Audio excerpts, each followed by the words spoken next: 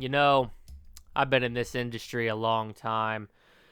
I've been around the block, as the kids would say. I've seen a lot of games come and I've seen a lot of them go. I've seen the hype machine destroy titles, and I've also seen indie games come out swinging, smash hits that had little to no hype become game of the year contenders. Basically, when you boil it all down, I have seen it all when it comes to gaming. And folks, believe me, I take no pride in telling you that a franchise that was once so acclaimed as the Halo franchise has churned out yet another pile of regurgitated trash at those malicious hands of 343. I mean, you really hate to see it, folks, but they have bastardized and completely destroyed what Halo once stood for. You guys remember back in 2006, 2007, when Halo 3 was video games? Like, you didn't have a conversation with anybody else about video games without Halo 3 coming up. It was the cultural relevancy beacon for video games. It carried us into mainstream. It was responsible for a lot of crossover. Remember back in the 360 era? After Halo 3 came out, everybody and their grandma was online. That's right, it didn't matter with your parents, your grandparents, your aunts, your uncles, your brothers, your sisters, your nieces, your nephews. If they knew a lick of cultural phenomenon, they were online with Halo 3. Didn't matter how trash they were. Didn't matter how much they got owned by some 13-year-old kid in another country teabagging them. It was fun. And still, to this day, might I add, holds up. Those days are long behind us, folks. You see, Halo Infinite is a complete travesty of a game, and it unfortunately doesn't matter what part of the game you're looking at, whether it's the ridiculously overhyped, boring-ass narrative of the campaign, the shoddy gunplay that's been done better since Halo 5 came out, namely in titles like Splitgate, and then you have the multiplayer. Probably the most boneheaded decision I've ever seen any corporation take is when you're asking your audience for $60 for something, take the part that most people are paying that $60 for and make it free, thereby meaning the only remaining guaranteed money you have from these idiots are either on your stupid ass lame fucking goddamn nerd subscription service where you inflate the numbers to make the stockholders happy, because you know those stockholders are the only thing keeping Microsoft going, or the idiots who still use physical media in 2021. I mean, my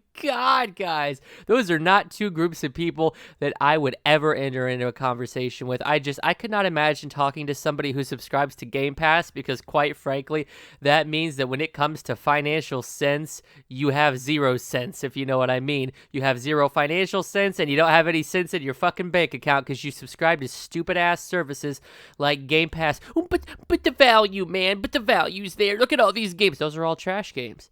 Those games hold no relevancy in today's gaming landscape. Back for Blood? Flop. Forza Horizon 5? Flop. You want me to keep going? Halo Infinite, spoiler, not a prediction, flop.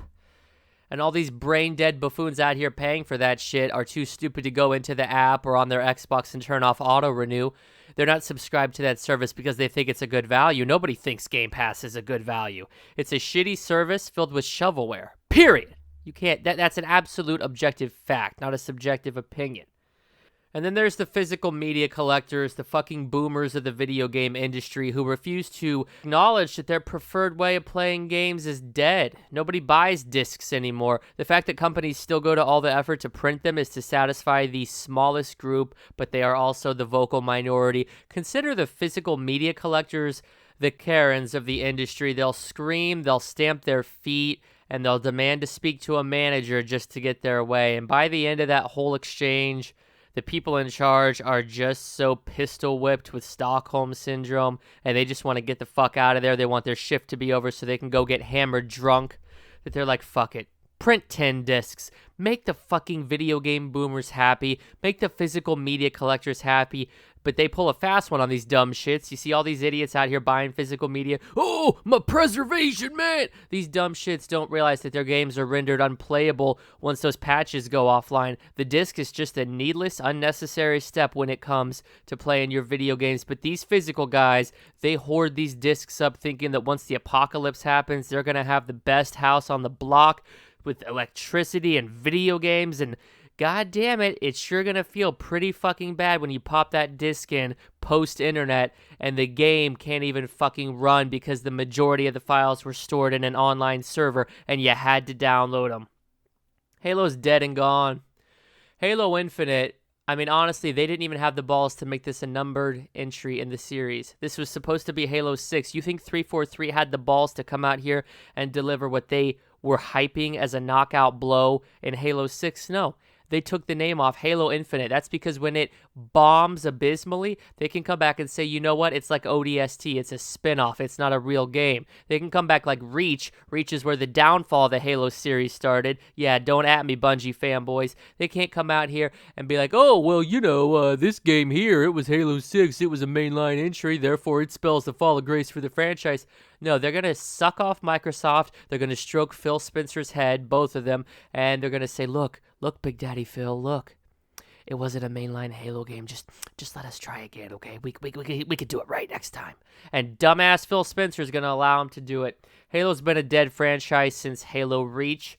Don't at me, Halo fanboys. Your franchise has been dead over a decade. Meanwhile, games that have continuous innovation, games that are out here reinventing the wheel installment after installment like Call of Duty, are finding nothing but success with Vanguard. They are shattering sales records. Vanguard is the best-selling Call of Duty in the Call of Duty series. And not only is it succeeding commercially, it's succeeding critically and with the user reception. Easily the best received Call of Duty since Call of Duty Ghosts. I recommend Call of Duty Vanguard to anybody who's an FPS fan. Doesn't matter if you're a fan of Call of Duty or not.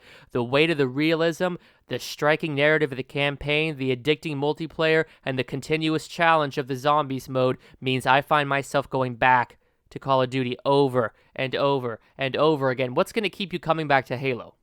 What the fuck's going to keep you coming back to Halo? It's not even a game that you're paying money for. The multiplayer's for free. You fucking clowns are out here playing a free-to-play game. This just moved from the AAA tier up here with Call of Duty and Battlefield and Resident Evil down to the F tier with Fortnite and fucking mobile games. Right? Like, they just demoted their main heavy hitter. But you know what? Xbox has been dead a long time. Halo Infinite gets a 0 out of 10. The only thing Infinite here is how bored to tears you're going to be and how quickly you fall asleep at this regurgitated knockoff, yet another Halo entry in a franchise that is 10 years past its expiration date.